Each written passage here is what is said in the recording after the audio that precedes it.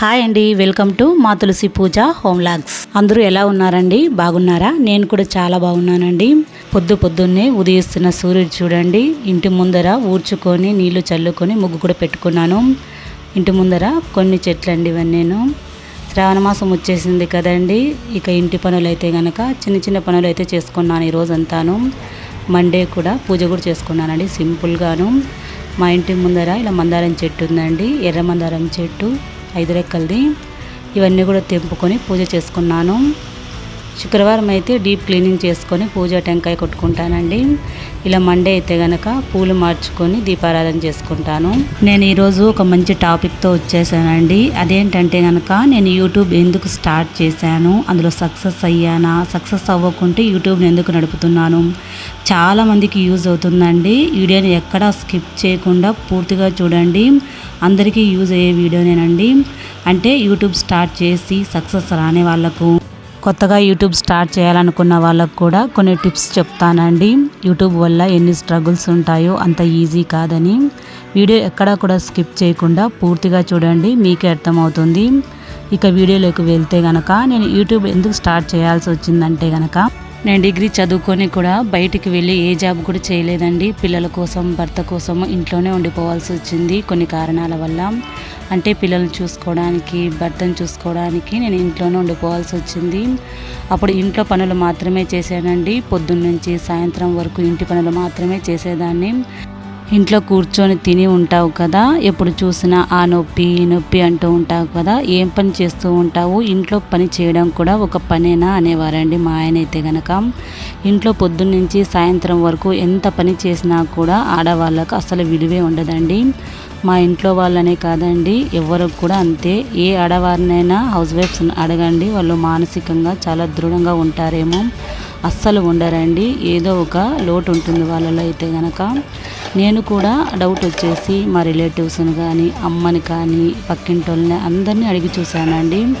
ఇంట్లో పని అనేది పనే కాదంటండి అని అంటారండి. అంటే అది నిజమే కదా. ఇంట్లో పని అనేది ఒక బాధ్యత, పిల్లల్ని భర్తను చూసుకునేది ఒక బాధ్యత మాత్రమే కదా.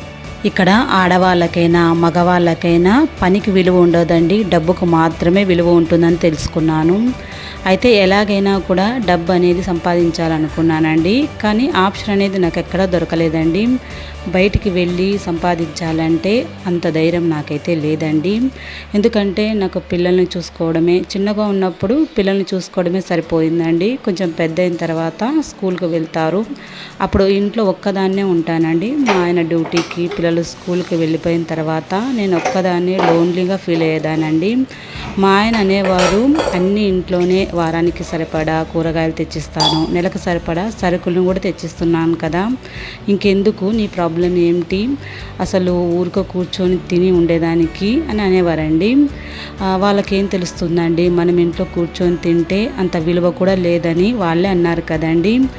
ప్రతి మనిషికి కూడా ఒక విలువ, గుర్తింపు అనేది ఉండాలండి. లేదంటే కనుక కొన్ని సంవత్సరాల తర్వాత వెనక్కి తిరిగి చూసుకుంటే మనం సాధించిండేది ఏమీ లేదు, మనకు విలువ ఏమీ లేదు, గుర్తింపు ఏమీ లేదని అనకూడదండి. మనం బ్రతికిన బ్రతుకుకి ఒక విలువ ఉండాలి అనిపిస్తుంది నాకైతే కనుక.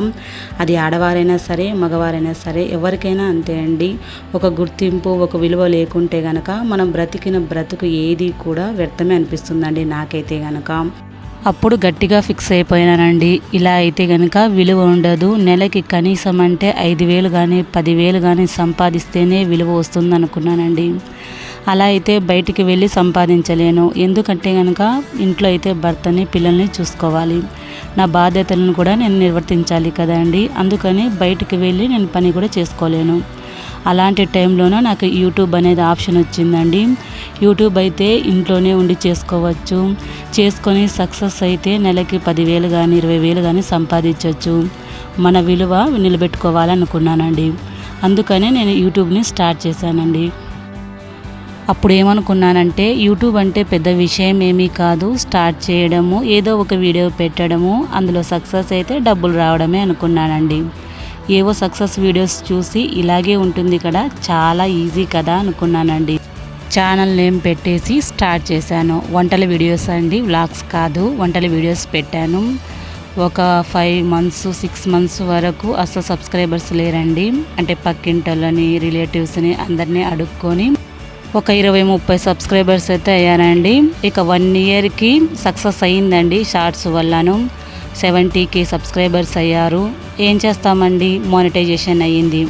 తర్వాత స్ట్రక్ అయిపోయింది. అస్సలు మానిటైజేస్ అయినా కూడా డాలర్స్ అస్సలు పడలేదండి. ఎంత కష్టపడ్డాను, 2.5 సంవత్సరం వరకు చాలా కష్టపడ్డానండి. రోజుకు 2 వీడియోలు పెట్టేదాన్ని. ఆ 2 వీడియోలకు ఎంత కష్టపడేదాన్ని. ఎడిటింగ్ చేయాలా, మాట్లాడాలా, వీడియో తీయాలా, ఎంత కష్టం ఉంటుందండి. అయినా సక్సెస్ లేదు, డబ్బు కూడా రాలేదు.